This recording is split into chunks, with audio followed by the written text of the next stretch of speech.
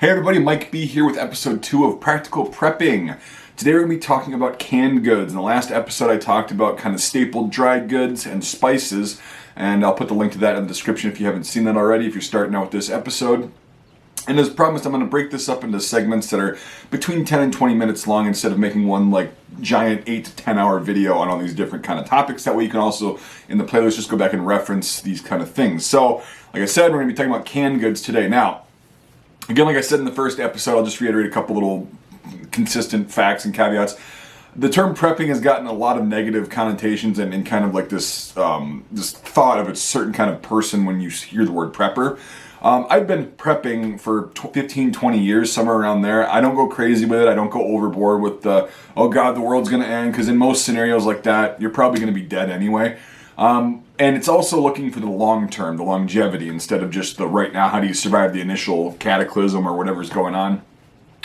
It's also just having things on hand and knowing how to have skills and blah, blah, blah, blah. We're going to talk about that. But here's a couple things that will probably help you out, and they're not that expensive to get. Every time you go to the store, just grab one or two of these things extra. If you can afford it, if you can afford more, I would suggest getting more at this point, because like I said in the first video, and then I'll get to the canned goods, I believe we're headed towards another like Great Depression style event. It might be a rough couple of years, and this will get you by for a certain period of time. If you live in a climate like I do, where you can't grow food all year and stuff like that. So yeah, this is just stuff that can keep you sustained for the time that it takes to run out of this food, and also to hunt, to trap, to fish, to garden, to forage, berries and stuff like that, which we'll talk about in other episodes. So the whole point of this is to get you through a rough period of time where you may not have money, food prices are insane, or it's just not on the shelves, which can happen. It already has happened. So I'm going to start with kind of protein, and then we're going to go to other canned goods. This is just stuff that I have on hand currently. You can supplement it with other things. I like to try and stay as chemical free and natural as possible.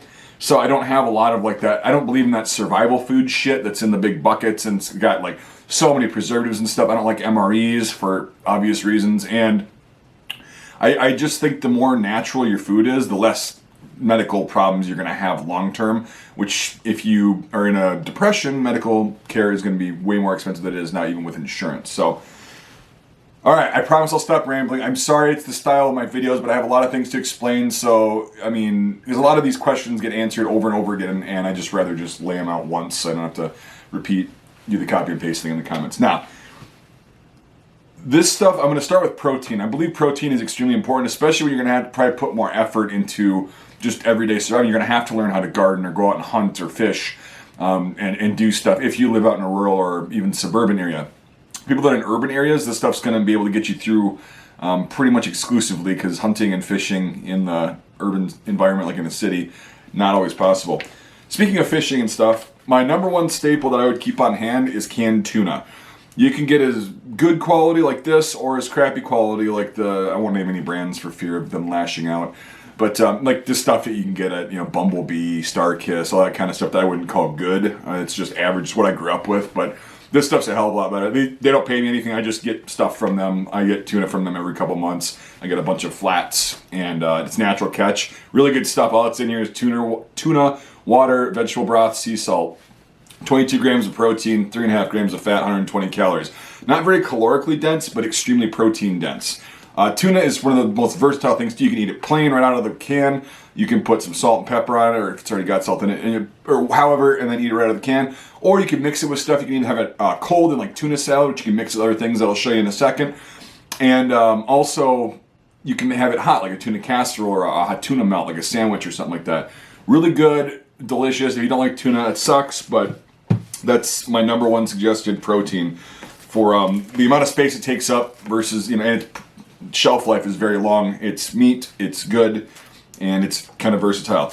Another thing that's a really good snack and also has a lot of protein in it, it's probably got, this is 25 grams of protein, are sardines. Now again, these are the expensive ones. These are from Portugal. It's the best damn canned sardines I've ever had.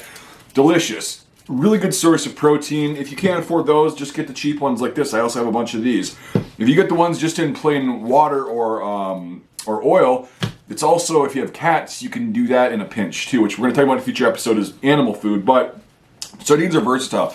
A little fun fact about sardines, if you went back to the Wild West days and going along these trails where people were heading out west, Outlaws, everybody that was just traveling said that the entire trails were just littered with sardine cans from guys that were on horses all day, that they needed a food that was, shelf stable, was able to take a beating and still provide enough nutrients. Well, you get that with sardines. They're delicious and they keep really well and they don't take up a lot of space. So yeah, you'd see empty sardine cans everywhere along these trails, head west and in towns and stuff like that.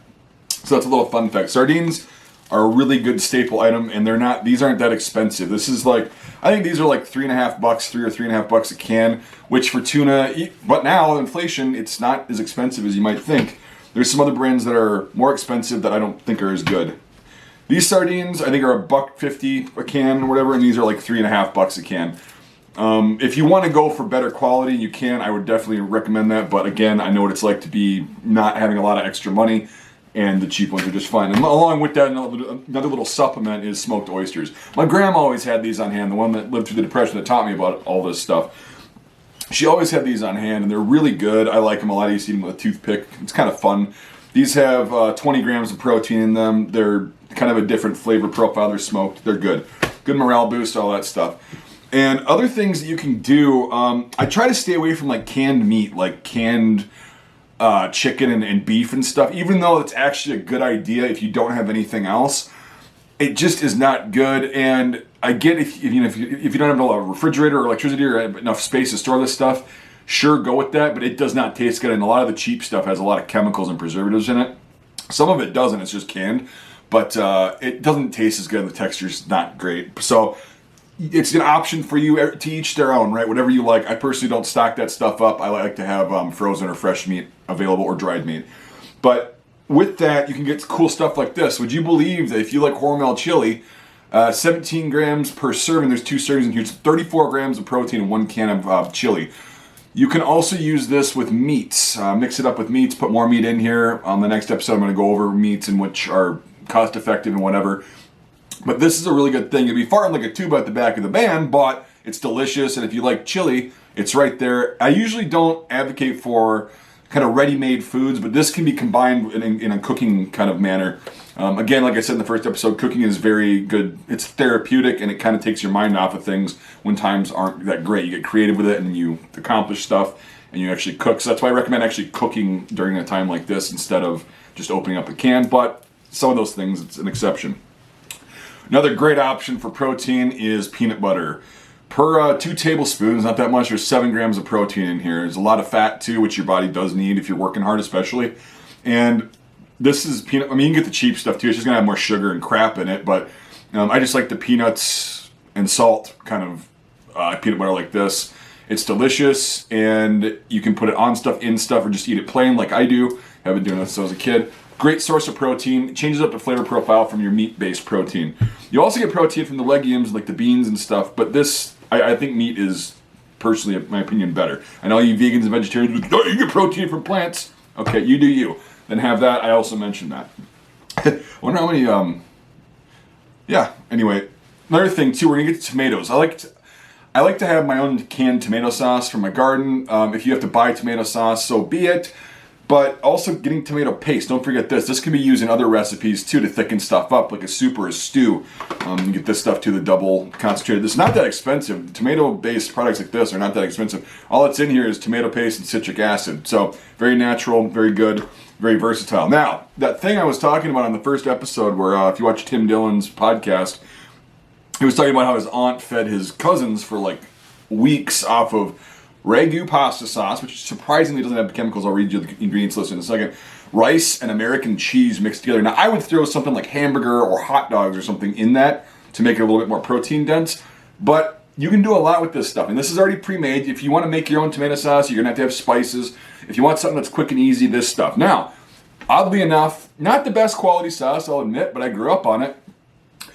Tomato puree, cooked ground beef, salt, olive oil, sugar, dehydrated onions, dehydrated garlic, spices, and citric acid. Surprisingly, there's not a lot of junk in here, so I would recommend this, and it's also very cheap. It goes a long way. You can do this. You don't just have to use rice as your starch. You can use pasta. You could use potatoes, and basically any kind of starch. That my grandma used to make that all the time. So she would feed 8 people off of 1 pound of hamburger, right?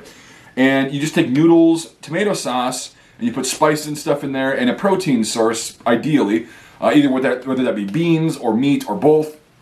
And a little goes a long way, and it's really, really cost effective. It's like, I think you could feed, what did Tim do the math? He said they could feed 4 people for, I think like $4 a day or something like that for 2 meals a day off of just this crap, you put together. I'm gonna make a video and I'll show you how to make it, what I'm talking about, and how far it can get you. Tomatoes, ready-made like pasta sauce is actually something I suggest having at least a few cans on hand to mix things up if things get really bleak. With that, this is kind of a spice, but it's also very versatile as minced garlic. You can put it in that tomato sauce. You can make your own tomato sauce by just getting the tomato sauce in a can and then doctoring up with spices and meat if you so choose, or other vegetables and herbs, stuff like this. Now this keeps for a while. You have to put it in the refrigerator when you open it, but I always have this on hand, minced garlic, because we can't always have fresh garlic because it only grows one time of the year. So it's very cool to have that stuff. Now, kind of some other little things that are off the beaten path, but I still have on hand, are pickles. And I know these are really easy to make. I've got cucumbers growing right now. I'm planning on making pickles, trying out a bunch of different recipes this summer. But these, although not calorically dense, are great garnishes and great snacks, especially when they're refrigerated.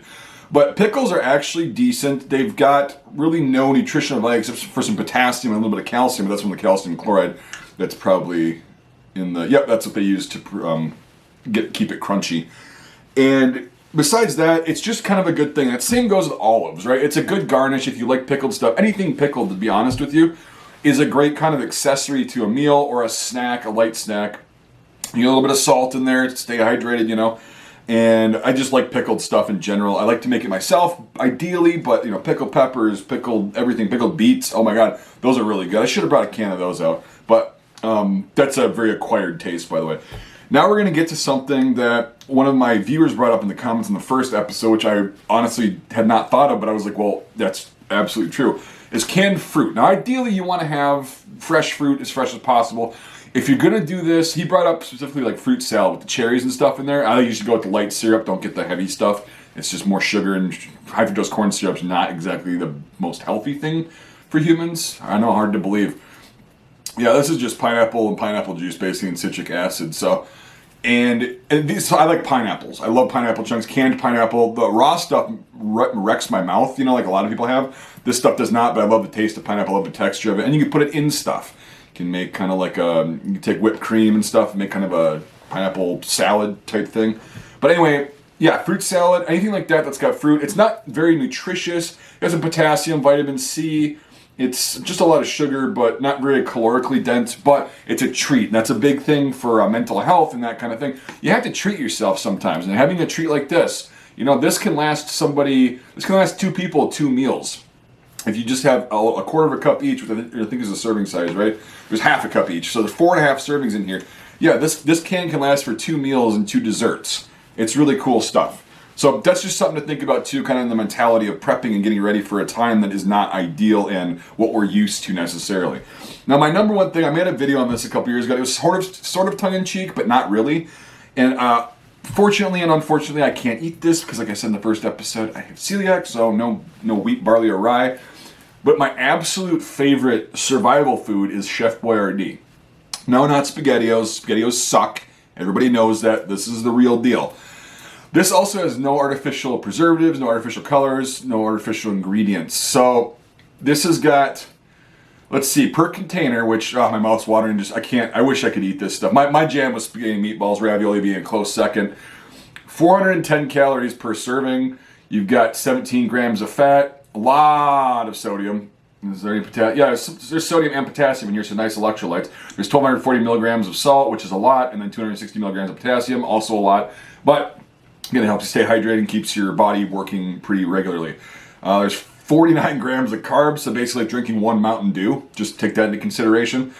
It's got 3 grams of fiber, though, which is actually something that you need. 10 grams of sugar, and 14 grams of protein per can. That's a good deal. That's a good chunk of protein. Again, when you're working hard and you're doing physically laborious things, your body's going to tend to crave protein, mainly from meat. If you're pretty sedentary, like most of us are right now, you crave meat a lot less. So it's good to have protein, specifically meat-based protein, in my opinion. Again, if you're a vegetarian, vegan, don't get pissy with me. It's just my opinion. You do you, whatever you get your protein from. But humans need protein. I think we can all agree on that. And this is a great thing. This falls into one of those ready-made kind of foods that I usually don't encourage that much, but I will make an exception for this one. And another thing that I forgot to grab, but you have to just, I just remember this. I forgot to grab it. I made this video before, but I screwed up so many things and just not getting things right. And I wasn't reading labels like I was on here. Is honey. Get jars of honey. Honey is the only food that does not expire and go bad. You just have to reheat it if it gets crystallized, and it'll go back to its liquid form. It can be used as a sweetener, of course. It can be eaten plain. You could put it in stuff, on stuff. It's so versatile. It's delicious. Again, it's a morale booster. It provides, if you need a quick shot of energy for something, like if you're going out foraging or you're going out hunting or fishing and you need a really quick shot of energy, honey is great. I have some big jars of it, but I'd recommend getting the smaller jars so if they do crystallize, it's not a whole thing, because it only starts crystallizing once it hits the air. So the stuff that's sitting airtight tends to not crystallize for a longer period of time. So the little jars, when you open them, the clock ticks, but it takes like months for it to crystallize. But anyway, I'd recommend honey because it's a great natural sweetener. It doesn't go bad. Sugar does go bad, especially if you expose it to moisture. And maple syrup's good too, but that does go bad as well. So honey is a great staple, not that expensive, and it's very versatile and can spice things up and improve a lot of dishes. So that's all I've got. Again, this is just kind of stuff that I've had on hand and I kind of like. This is my jam. If you like different things, if you like canned meat, if you like, or if you're a vegetarian or vegan, you don't like to use meat or anything like that, by all means, just get creative with it. But make sure it's stuff that is shelf stable. Got some time with it, and it's diverse as far as flavor profiles, and that's also where the spices come in handy. Mayonnaise, I would also say, I might just do an entire video on condiments because I'm a sauce guy. I love sauce. I love everything that you put on stuff and mix with stuff. Mayonnaise is a good thing to have on hand. You can also make it yourself, which we'll get to. I'm getting ahead of myself, and I've already been going for almost 20 minutes. So, thank you guys so much for watching. If you like this kind of content and you want to help support the channel financially, you can do that with either Patreon or becoming a channel member. Hit the join button below this video. Patreon though, for $5 a month or more, you get access to not only my Discord server, just like a YouTube channel member for $5 a month or more, but you get, once in a while I put out exclusive podcasts talking about random stuff that I don't really post on YouTube or anywhere else. And so that's kind of a perk of becoming a Patreon supporter versus a channel member, but they both help support me just fine. So if you want to do that, great. If not, that's also fine. But it'd be cool to get some more moolah, to get some more things to make videos on, like I have been doing for the past year. Anyway, I'm done rambling. Thank you guys so much for watching the video. Let me know what you think down in the comments, what your preferences are, how you do your things, and we'll see you there.